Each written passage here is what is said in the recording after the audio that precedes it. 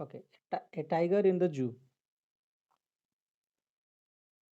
He stalks in his vivid stripes the few steps of his cage, on pads of velvet quiet in his quiet rage.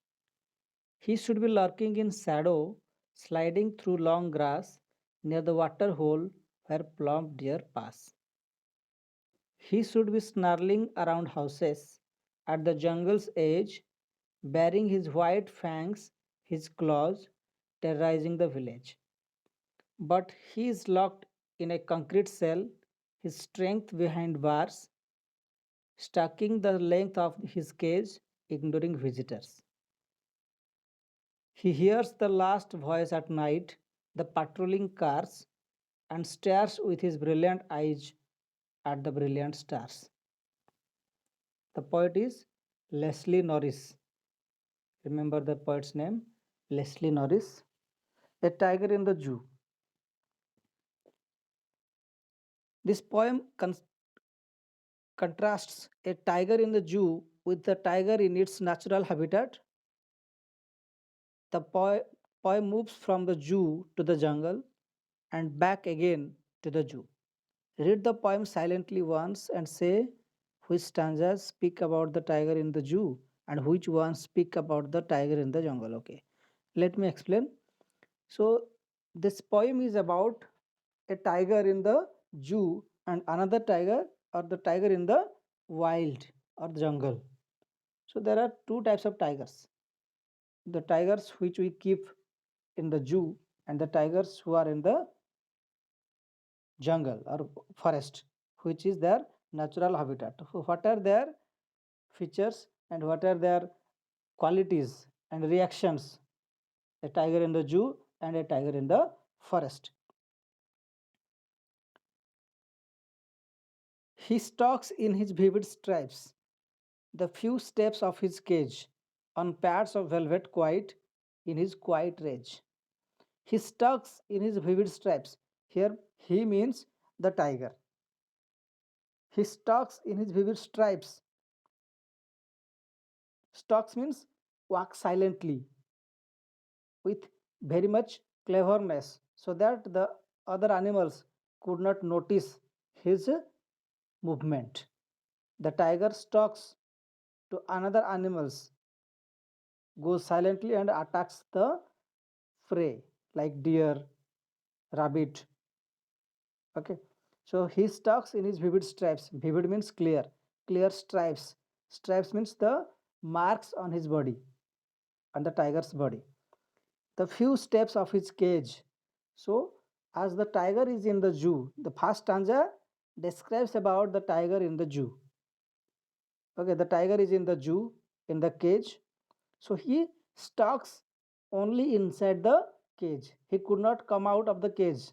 He moves in the cage with a few steps only.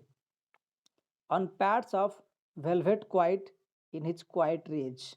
So the tiger is very angry being in the zoo because he does not like to remain in the zoo. He wanted or he wants, the tiger wants a free life so that he could visit in the jungle freely, move anywhere he wants. But as he is in the cage or in the zoo, he is quite rage. He is very angry. Next, he should be lurking in shadow, sliding through long grass near the water hole where plump deer pass. So the second stanza is about the tiger in the jungle or in its natural habitat, that is jungle or wild. So what should a tiger be looking at doing? He should be lurking in shadow. He should be sleeping in shadow. The tiger sleeps most of the time. He uh, sleeps, and when it is hungry, it goes for a hunt or a prey. He hunts animals of his prey, eats at his fill, and goes to sleep in the shadow. So he should be lurking in the shadow in the jungle, sliding through long grass. So through the long grass, he should be sliding or going somewhere to have a prey and lurking in the shadow near the water hole. So he should be lurking here means does not mean sleeping actually. Here lurking means uh, remaining in a position to hunt. Okay, to remain in a position to hunt in the shadow so that the other animals could not notice him, and near the water hole where most of the animals of the jungle go to have some drink, have some water. There the tiger hides himself in the shadow and jumps or attacks a plump deer which passes through the water hole or passes by the shadow, by the bushes. The tiger attacks the deer. So this stanza, the stanza 2, describes about the tiger in the jungle who hides himself near the water holes and attacks or haunts animals. Next, he should be snarling around houses at the jungle's edge, baring his white fangs, his claws, terrorizing the village. Then third stanza also describes about the tiger in the jungle. What does it explain? He should be snarling around houses. So while in the jungle and there is a village near the jungle, the villagers are very much afraid of tigers. If the tigers come to the village, the villagers will be very much frightened. Or the tigers when roar or snarl at the jungle's edge near the village, the villagers are very much frightened. So bearing his white fangs, his claws terrorizing the village. Terrorizing means making frightened. Okay, to making frightened. So the tiger makes the villagers frightened of his presence in the jungle. But he is locked in a concrete cell. But the tiger is locked in a concrete cell. Here, this is a tiger in the zoo because it is in the concrete cell. It is locked in the concrete cell. His strength behind bars. So whatever the strength the tiger has is of no use because he is in the zoo. He is in the cell, stucking the length of his cage. The tiger only moves inside the cage, ignoring visitors. The um, you people or many people go to see tigers in the zoo and the tiger does not react. Why? Because he knows, the tiger knows he could do nothing to the visitors, so he only visits or roams inside the cage, ignoring the visitors. He ignores the visitors. He did not react, or the tiger never reacts to the visitors because he knows that he could not do any harm or anything to the visitors inside the cage. He hears the last voice at night, the patrolling cars, and stares with his brilliant eyes at the brilliant stars. The last stanza also describes about the tiger in the zoo. How he hears the last voice at night. Being in the zoo, he hears the last voice at night, the people around himself, around the tiger. The patrolling cars. Sometimes there are cars who patrol near the zoo to see the tiger. So he hears the voice, the patrolling cars, and stares with his brilliant eyes. Sometimes he stares with his brilliant eyes, stares at the people with his brilliant eyes, with his bright eyes at the brilliant stars. Sometimes he looks at the stars in the sky from the zoo, being in the zoo.